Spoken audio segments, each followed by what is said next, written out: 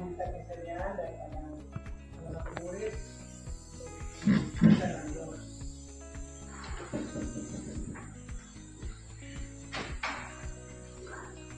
Mari Ibu Guru dan teman-teman sekalian, sebelum kita belajar, mari kita berdoa. Selamat pagi Tuhan Yesus, terima kasih karena Engkau telah menjaga kami dari kota masing-masing hingga tiba di sekolah.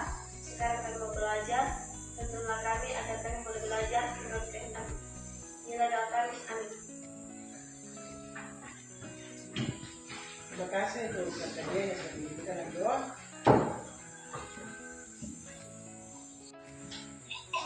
Memberikan absensi dulu ya. Tunggu kita absen dulu ya, sebelum kita belajar kita absen dulu ya.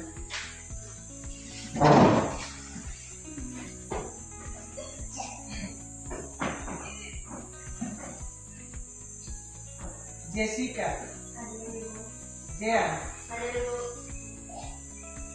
Stefania, Hadir Ibu. Mildred, Hadir Ibu. Julius, Hadir Ibu. Desi, Hadir Ibu. Deborah, Hadir Ibu. Dominica, Hadir Ibu. Julio, Hadir Ibu. Ros, Hadir Ibu. Astrid, Jane. Hadir Ibu. Oke. Kita belajar, Ibu mau meneruskan materi yang kemarin. Kita belajar itu tentang mengenai Kristiani. Dalam materi ini, itu cuma kesimpulan saja ya. Untuk materi yang lain. Itu mengenai Kristiani supaya mengingatkan kita bahwa kita selalu harus mengingat nilai Kristiani dengan perjalanan hidup dalam hidup kita sebagai siswa atau pelajar. Itu apa yang sudah kita pelajari di minggu lalu itu, dan itu ingat supaya menjadi dekat untuk masa depan teman-teman sekalian. Selanjutnya kita akan masuk dalam materi selanjutnya, yaitu materi kerendahan hati. Karena kalau punya buku, silakan membuka buku untuk menyimak bersama-sama dalam proses pembelajaran hari ini. Buka dalam halaman 56. Kerendahan hati referensinya dalam 1 Petrus pasal 5 ayat 5b.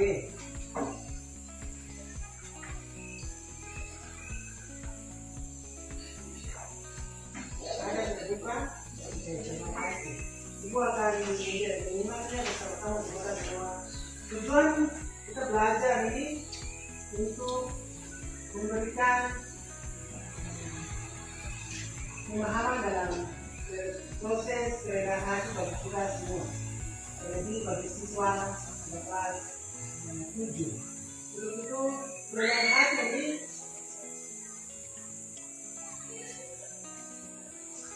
dalam kerendahan hati ini ciri-cirinya itu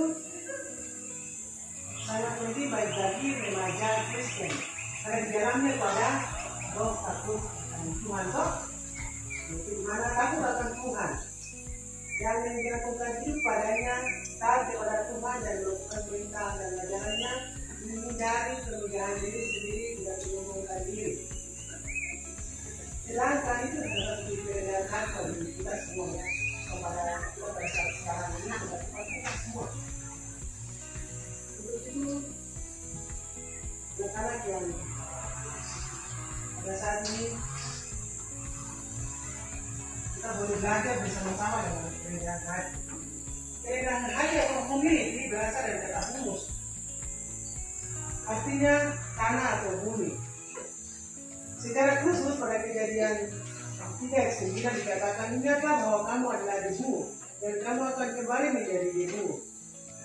Teman-teman, ini kalau kita mengalami debu itu bukan berarti kita itu ya, itu artinya kita diciptakan oleh tanah. Sehingga kita mengalami kematian itu kita akan kembali ke tanah. Sehingga apa yang dikatakan oleh firman Tuhan dalam Kejadian 3 tadi digenapi, kembali ke debu. Itu ada humility. Bisa ya? Jadi ingat itu. Kerendahan hati juga mengerti kita untuk mengerti bahwa kita adalah segala ciptaan dunia ini bukan apa-apa di hadapan Tuhan, dan yang kerendahan hati mengarahkan kita untuk hidup sesuai dengan pemahaman ini. Jadi kalau kita membuat sesuatu itu selalu kita ingat pada Tuhannya. Ini bilang intinya adalah takut akan Tuhan.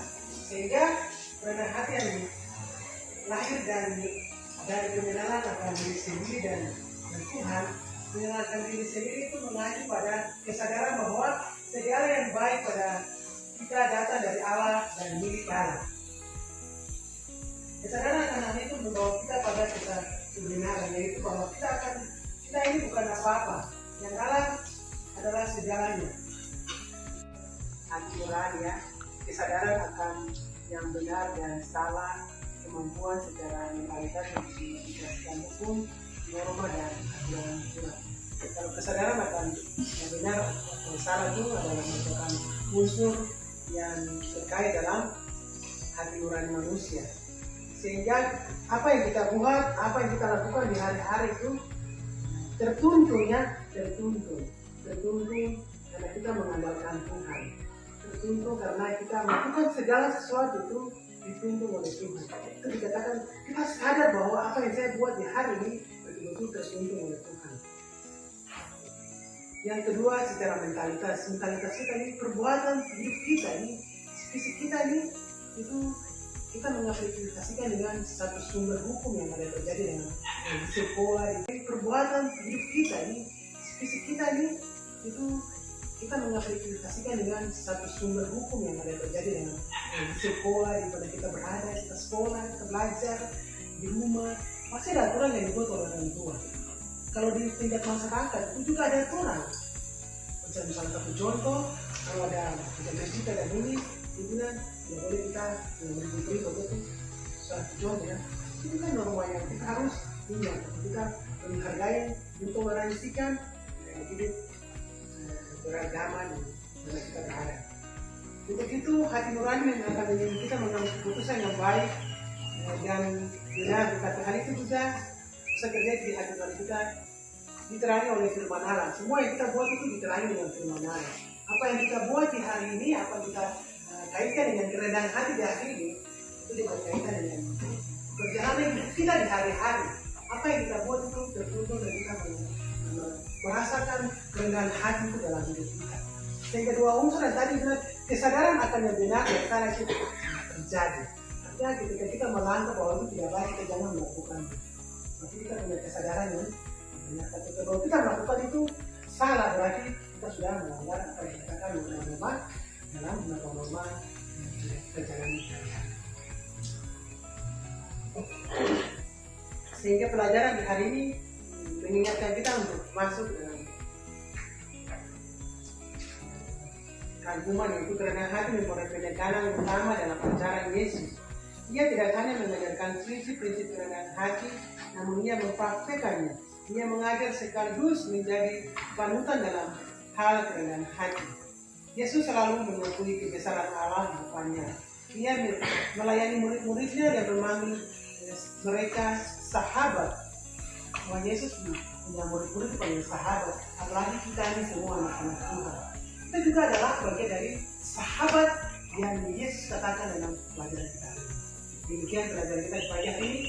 Selamat pagi.